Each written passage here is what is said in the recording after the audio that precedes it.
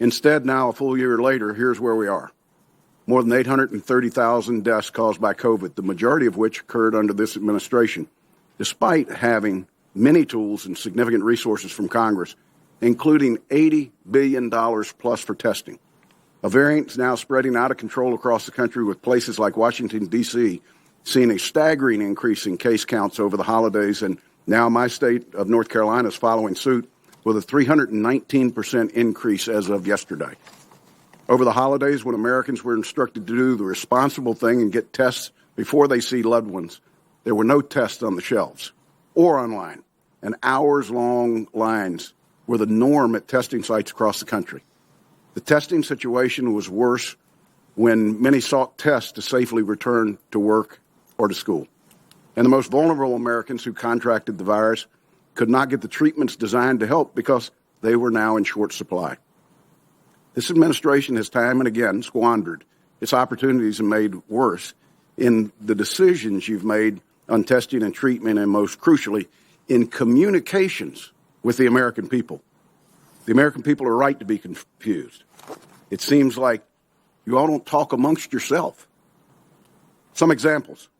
Last August, the president announced that boosters would be available to all vaxxed by the week of September 20th. 3 of you here today signed that statement, but neither the FDA nor the CDC had yet approved boosters when the president made the promise. And when you went to your advisory panels with a predetermined outcome already made, those independent experts pushed back and ultimately had to be overridden to meet the president's goal on boosters. I know the data shows that boosters are necessary. I'm boosted. I want everybody to get vaccinated and boosted. The facts about the value of vaccines and boosters are crystal clear. But the way this administration rolled out boosters was a disaster. You created skepticism and mass confusion.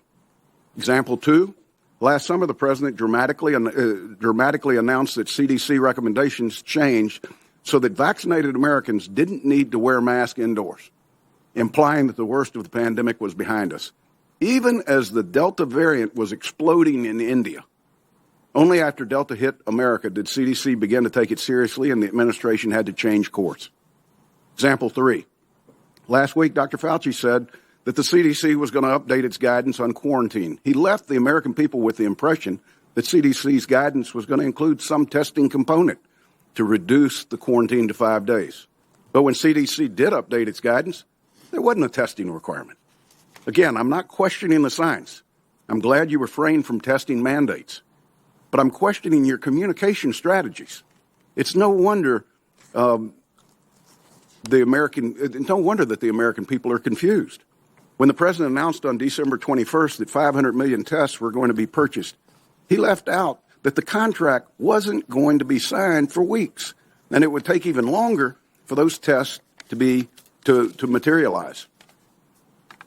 Immediately, other experts and medical professionals were asking what the value of just 1.5 tests per person was when CDC's own guidance said that you need multiple at-home tests to be assured of the results.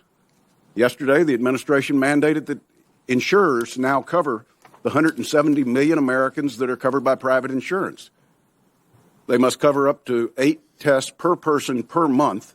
That would be 16 billion tests. And we have 500 million today that are aspirationally going to be contracted for. It's still unclear when these tests will be available, how to get them, whether any more are on their way. But it's especially frustrating that the White House press secretary had previously mocked the very idea of doing what the president later announced. In a sarcastic and withering tone, when this was first proposed, she had 4 questions. Whether we should just send one to every American, then what happens, how much does it cost, what happens after that? Those are all good questions that remain unanswered by the administration. My final example, though there are many to choose from, happened last week too. The White House press secretary, a repeat offender in poor communications, was asked about boosters. The press secretary said, and I quote, "They can get boosted now regardless of what CDC guidance is, whether you're just approved or for a booster or you've been approved for weeks," end quote. Regardless of what CDC guidance is. From the White House podium. And then I was amazed when I got home on Sunday, and I had this letter from the Centers for Medicare and Medicaid Services telling me as a Medicare beneficiary that I'm eligible to get a free vaccine booster.